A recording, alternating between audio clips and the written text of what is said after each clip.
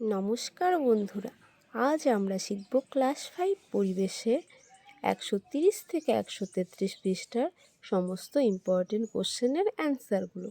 তো দেখো, 130, 131, 132 পৃষ্ঠায় কী আছে।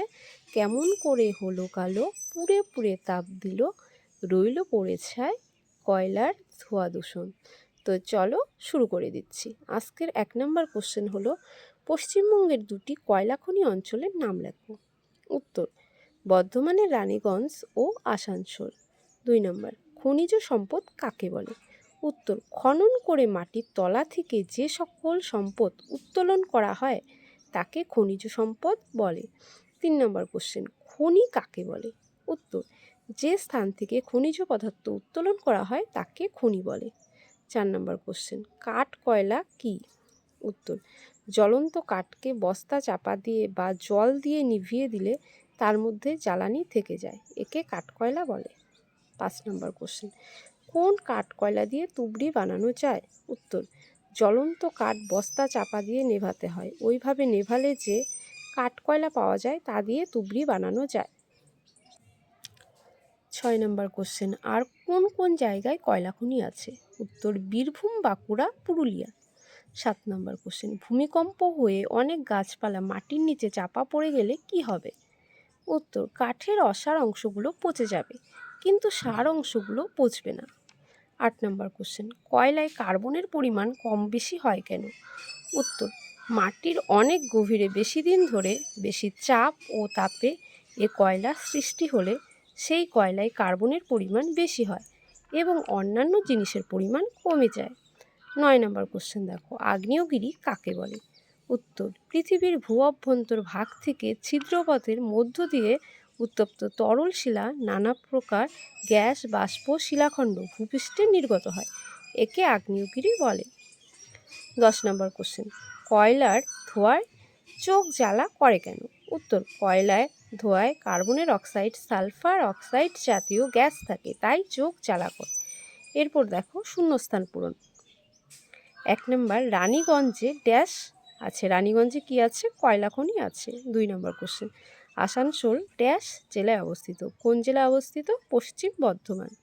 3 নম্বর কোশ্চেন, কাঠ পুরোপুরিভাবে পোড়ার আগে ড্যাশ দিয়ে নেভালে কাঠ কয়লা হয়। কি দিয়ে নেভালে? জল দিয়ে নেভালে। 4 নম্বর কোশ্চেন, ড্যাশ দিয়ে তুবড়ি বানানো যায়। উত্তর, কাঠ কয়লা দিয়ে তুবড়ি বানানো যায়। 5 নম্বর কোশ্চেন, খনির কয়লায় কণার ড্যাশ রোগের কারণ। কি রোগের কারণ? ব্ল্যাক লাং রোগের কারণ।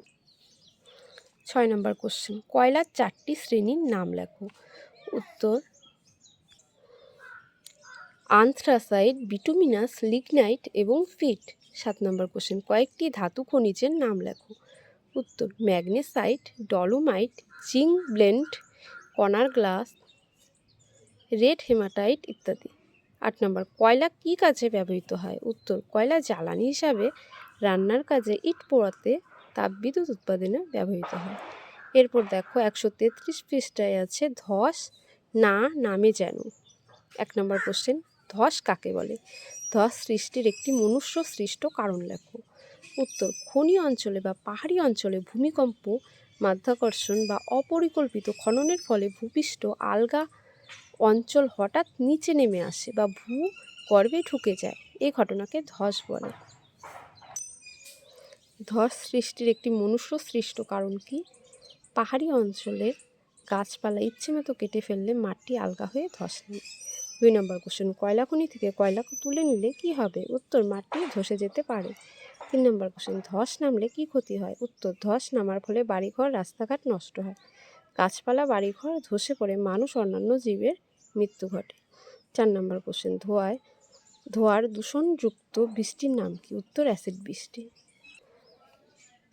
5 নম্বর কোশ্চেন, অ্যাসিড বৃষ্টির ফলে কি ক্ষতি হয়। উত্তর, মাটি, গাছপালা, সবুজের নানান ক্ষতি হয়। 6 নম্বর কোশ্চেন, অ্যাসিড বৃষ্টির জন্য দায়ী দুটি গ্যাসের নাম লেখো। উত্তর, কার্বনের অক্সাইড, সালফারের অক্সাইড। 7 নম্বর কোশ্চেন, কয়লা তুলে নেওয়ার পর কি করা উচিত, অথবা কয়লা খনিতে ধসের ভয় কিভাবে কমানো যায়। উত্তর, কয়লা তুলে নেওয়ার পর ফাঁকা জায়গাগুলো বালি দিয়ে ভরাট করে নিতে হয়, অবশ্য মাটি আলগা থেকে যায়, সেই জন্য খনি অঞ্চলে গাছ লাগানো খুব দরকার, শিকড়গুলো যাতে মাটির নিচে জালের মতো ছড়ায়। তো এই হলো আমার ভিডিওর সমস্ত ইম্পর্টেন্ট কোশ্চেনগুলো। যদি ভিডিওটি ভালো লাগে থাকে তাহলে তোমরা লাইক, কমেন্ট, শেয়ার করে নিও। আর এইরকম ভিডিও সবার আগে পেতে চাইলে চ্যানেলটিকে প্লিজ সাবস্ক্রাইব করে নিও। তো বাই।